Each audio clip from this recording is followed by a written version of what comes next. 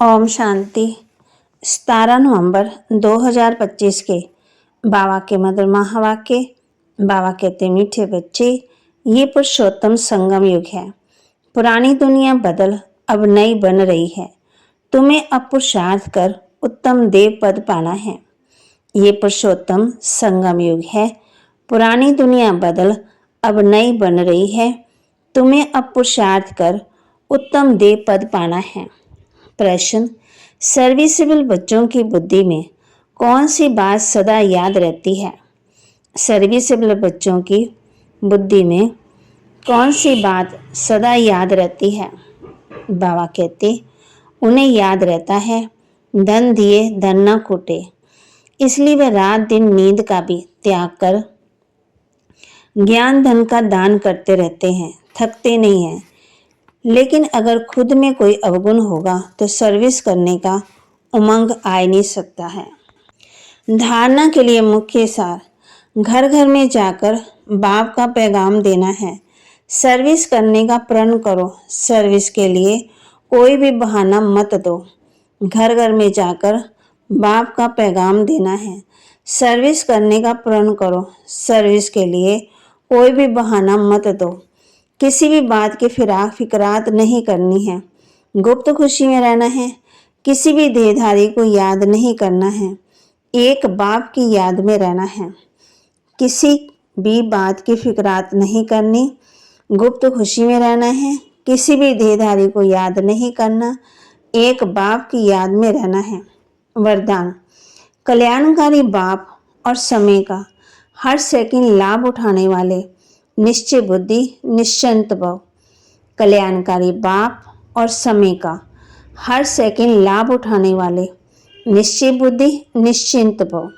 जो भी दृश्य चल रहा है उसे त्रिकालदर्शी बनकर देखो। हिम्मत और उल्लास से रह स्वयं भी समर्थ आत्मा बनो और विश्व को भी समर्थ बनाओ, शक्तिशाली बनो और बनाओ। स्वयं के तूफानों में हिलो मत, अचल बनो। जो समय मिला, साथ मिला, अनेक प्रकार के खजाने मिल रहे हैं, उनसे संपत्तिवान समर्थीवान बनो। सारे क्लब में ऐसे दिन फिर आने वाले नहीं, इसलिए अपनी सब चिंताएं बाप को देकर निश्चय बुद्धि बन सदा निश्चिंत रहो। कल्याणकारी बाप और समय का हर सेकंड लाभ उठाओ। स्लोगन: बाप के संग का रंग लगाओ तो बुराइयां स्वतः ही समाप्त हो जाएंगी। बाप के संग का रंग लगाओ तो बुराइयां खुद ही समाप्त हो जाएगी। अव्यक्त इशारे, अशरीरी व विदेही स्थिति का अभ्यास बढ़ाओ। विदेही बनने की विधि बिंदी बनना।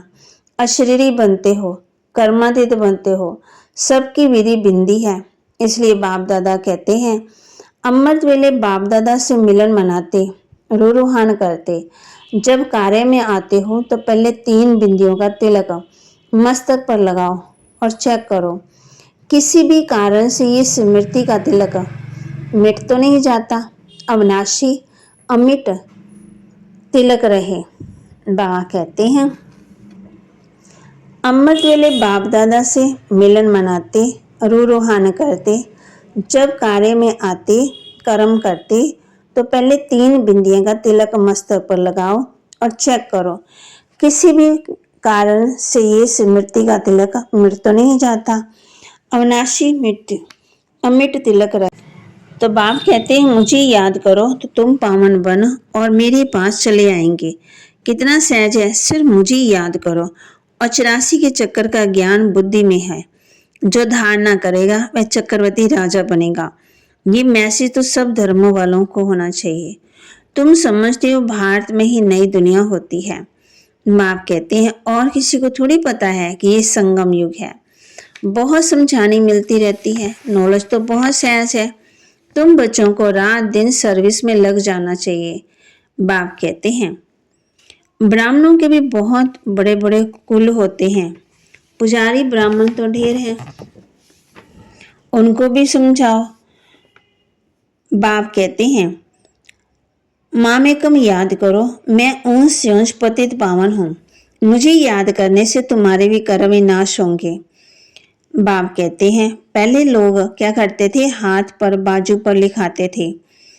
इतना सिर्फ बताया कि रहम दिल कल्याणकारी बने। अपने से प्रण करना चाहिए, सर्विस जरूर करनी है, फिर आदत पड़ जाएगी। यहाँ भी तुम समझा सकते हो। बाप कहते हैं, घर घर में जाकर बाप का पैगाम दो। मनुष्य कैसे समझे कि ये लक्ष्मीनाथ सतयुगी नई दुनिया के मालिक हैं। तुम कहते हो इस राज्य की स्थापना हो रही है, गीत भी है ना, नवयुग आया कि आया, अज्ञान नींद से जागो। ये तुम जानते हो अब संगम युग है, इनको नवयुग नहीं कहेंगे। संगम को संगम युग ही कहा जाता, ये है पुरुषोत्तम संगम युग। तो बाबा के महावाक्य को लाइक करें, शेयर करें, सब्सक्राइब करें और अपने जीवन में जरूर धारण करें। मीठे मीठे रूहानी बच्चों प्रति बाप बैठ समझाते हैं।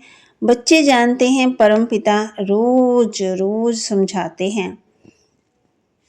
ओम शांति।